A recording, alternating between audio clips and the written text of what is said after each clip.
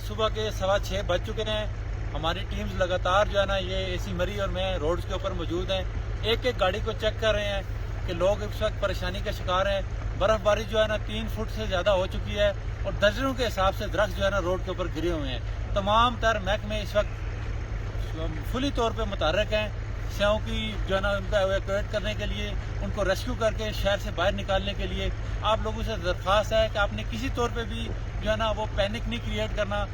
पूरी मरी इंतजामिया, पूरी रावलपिंडी की इंतजामिया इस वक्त मरी में मौजूद है ताकि जल्द अज जल्द हम लोगों को अपनी मंजिल मकसूद की तरफ रवाना कर सकें। इस वक्त बर्फबारी के हालात ये हैं कि 3 से 4 फुट बर्फ पड़ चुकी है और मशीनरी भी जो है ना वो काम एक हद तक कर सकती है।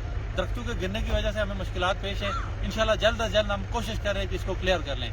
मैं आगे इसी हिसाब से बताता हूँ वो क्या कहते हैं। जी बिस्मिल्लाहिर्रहमानिर्रहीम।